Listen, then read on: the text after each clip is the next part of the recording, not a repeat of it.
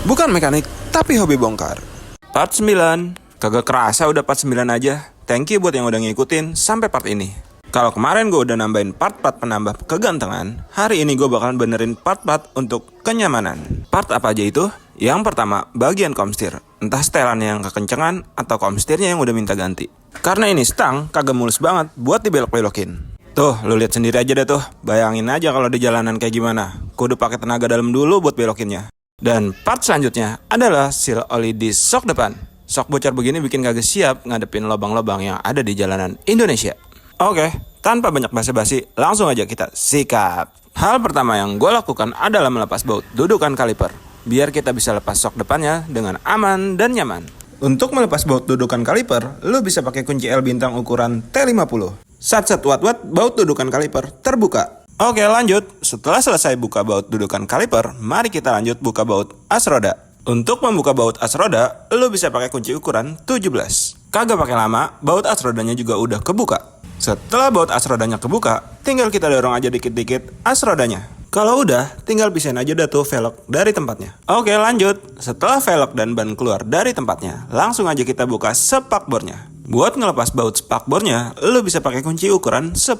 Jangan lupa, lepas juga gearbox speedometernya dari kabelnya, biar kagak nyangkut waktu nurunin spakbornya. Lanjut. Setelah spakbor turun dari tempatnya, langsung aja kita buka baut penahan sok depan yang bagian bawah.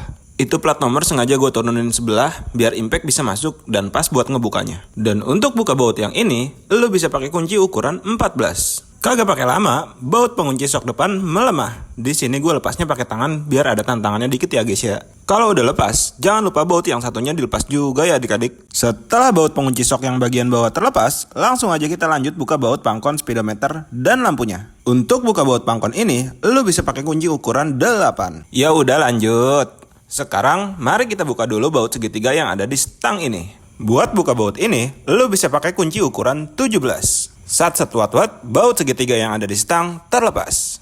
Setelah baut segitiga di stang tadi terlepas, lanjut kita buka baut pengunci sok depan yang bagian atas. Seperti biasa, buka baut pengunci sebelah kiri dan kanannya. Dibuka dua-duanya ya adik-adik. Untuk buka baut ini, lo bisa pakai kunci L ukuran H6. Nah, kalau semua baut penahannya udah kebuka, langsung aja kita turunin sok depannya. Oh iya, untuk baut bracket selang rem juga dilepas ya adik-adik, biar kagak nyangkut waktu nurunin sok yang sebelah kanan.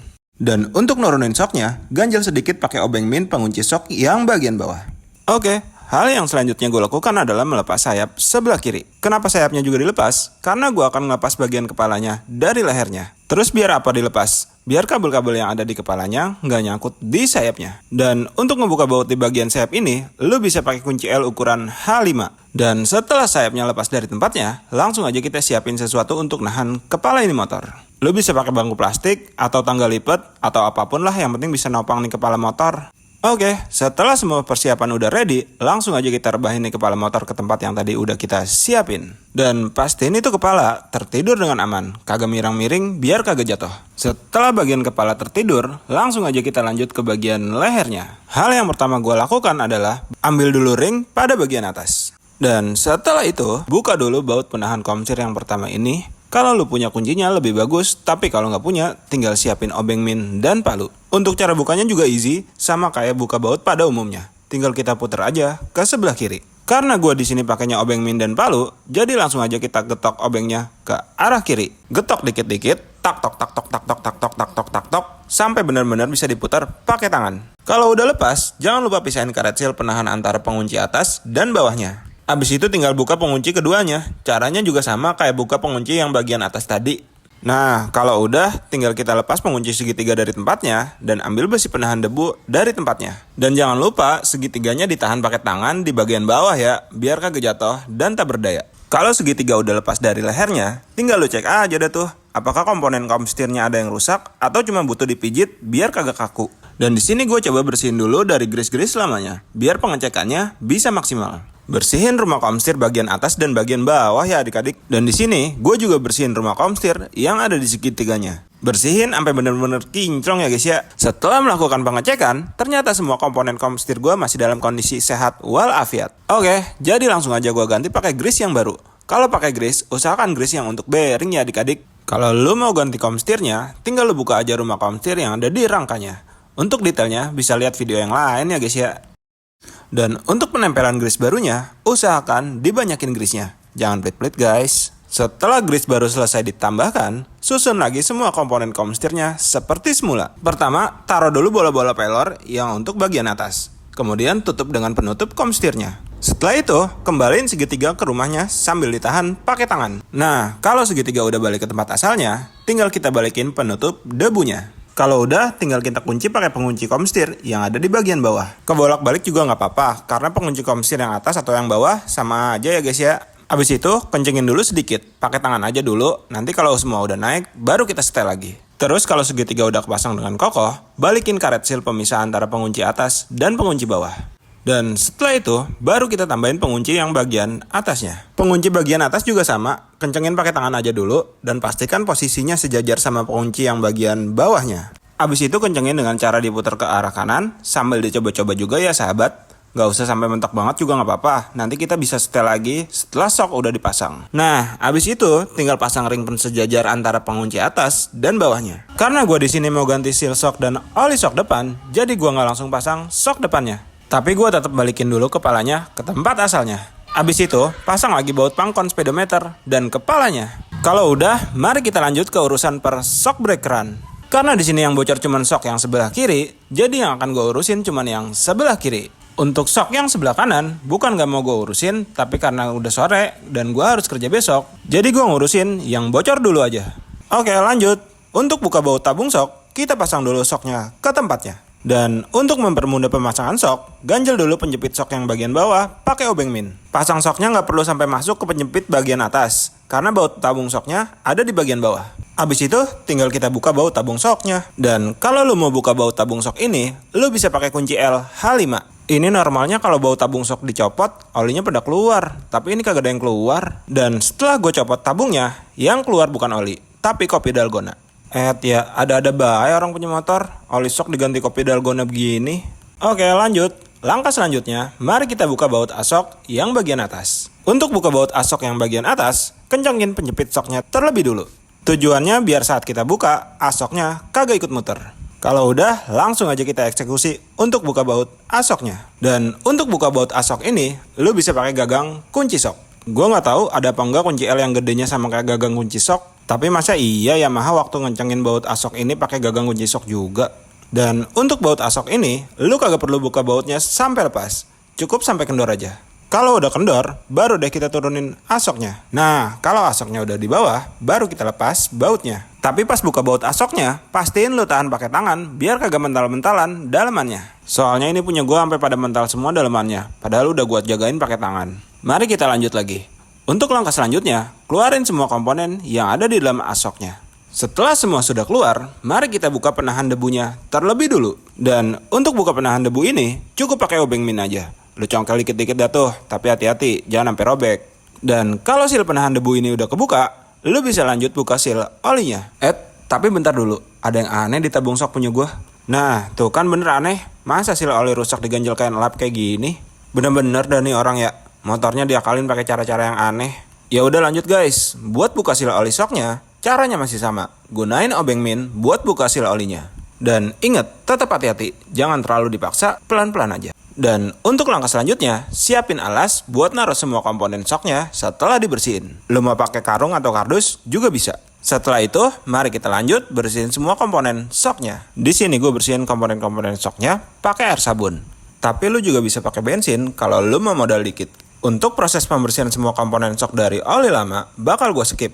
Karena lu semua pasti pada bisa, kalau cuma nyuci. Setelah semua komponen udah bersih, langsung aja kita taruh di alas yang tadi udah kita siapin. Dan karena gue di sini tadi pakai air sabun, jadi gue bakal tungguin sampai benar-benar kering dulu ya guys ya. Kenapa harus sampai benar-benar kering? Biar oli barunya kagak jadi kopi dalgona lagi adik-adik. Tapi kalau lu pakai bensin, keringnya bakal lebih cepet ya guys ya. Atau kalau lu punya kompresor, lu bisa minta bantuan sama kompresor lu, biar bisa kering lebih cepet juga. Produk kompresor yang nonton ini, bisa kali kita di-endorse ini kompresor. Atau lu dah yang nonton, bantuin tag produk kompresor, biar gue bisa di-endorse produk kompresor. Mana tahu kan dapat endorsean angin kompresor. Sambil menunggu semuanya kering, mari kita siapkan dulu oli dan gelas takarnya. Dan saat pembelian oli shock, gue juga dapat catatan ini dari sellernya. Catatan ini isinya buat takaran standar oli shock tiap motor. Untuk shock friction, di sini takarannya 232 mili. Tapi gue bakal kurangin beberapa mili biar bikin efek yang lebih empuk. Oke, mari kita tinggal ngopi dulu sambil nungguin semua part kering. Dan setelah semua part udah pada kering, langsung aja kita gaskan untuk rakit semua komponennya. Untuk hal yang pertama gue lakukan adalah memasang seal oli yang baru. Di sini gue olesin oli dulu di bagian samping-samping sealnya biar masukinnya lebih gampang. Kalau udah, tinggal kita masukin ke tabung shocknya dikit-dikit. Tinggal dorong-dorong aja pakai tangan ya guys ya. Abis itu, untuk ngerapetinnya, pakai seal oli lamanya dan dipukul pakai palu dikit-dikit dan pelan-pelan.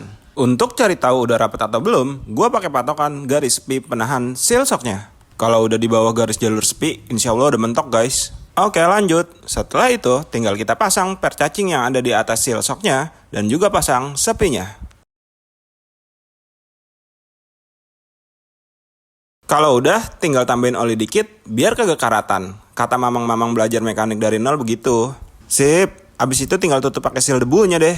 Untuk perakitan tabung shock, selesai. Tinggal lanjut rakit asoknya. Untuk perakitan asok, pertama-tama kita satuin dulu sulingan dan per yang paling kecilnya. Setelah itu, baru masukin ke dalam asoknya. Dan kalau udah, tambahin ring sulingan di bawah sulingannya.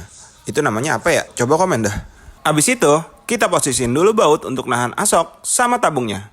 Dan kalau udah, siapin besi atau apapun yang bisa nahan sulingannya.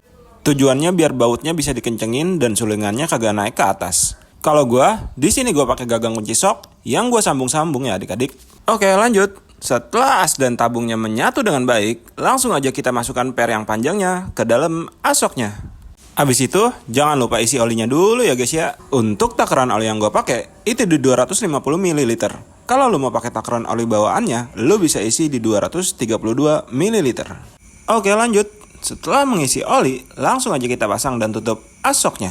Pertama, masukin dulu ringnya di atas per panjangnya. Abis itu, masukin besi yang kayak gini. Lihat tangan gue. Dan kalau udah, langsung aja tambahin ring ini. Mohon maaf kalau gue agak tahu namanya, ya tapi intinya begitulah. Dan setelah itu, baru kita tutup asoknya. Untuk nutup asoknya, tekan bagian penutupnya, abis itu putar asoknya. Jadi yang diputar asoknya dulu ya guys ya. Nanti kalau drat penutupnya udah nempel, baru putar penutupnya. Kalau udah, tinggal kencengin sedapatnya pakai gagang kunci shock. Abis itu, lu bisa tes dulu. Kalau lu rasa kambukan, tinggal lu tambahin lagi olinya. Tapi kalau lu rasa kekerasan, tinggal lu kurangin lagi olinya. Oke lanjut, setelah selesai dengan urusan seal dan oli shock, dan gua rasa juga shock gua gak terlalu empuk dan juga gak terlalu keras, jadi mari kita lanjut untuk pemasangan. Untuk pemasangan juga sama kayak yang sebelumnya. Ganjel dulu segitiga penjepit shock yang bagian bawah. Habis itu, tinggal pasang shock ke tempatnya. Pasangnya cukup setengah dulu aja ya adik-adik, karena kita bakal kencengin dulu tutup asoknya.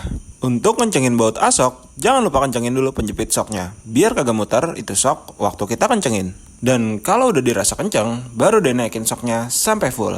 Untuk langkah terakhir, saat naikin asok, jangan pakai ilmu kira-kira ya guys ya. Pasang as roda untuk tahu shock kiri dan kanan udah sejajar atau belum. Kalau as roda masih seret saat dipasang atau dicopot, itu artinya shock kiri atau kanan lu belum sejajar. Dan kalau shock kiri dan kanan udah sejajar, tinggal kita pasang baut penjepit shock yang bagian atas. Oke, mari kita lanjut pasang kembali semua baut yang nempel di tabung shock. Pertama, pasang dulu baut bracket selang remnya. Abis itu, pasang baut bracket kalipernya. Nah, kalau udah, baru pasang spakbor dan juga bautnya.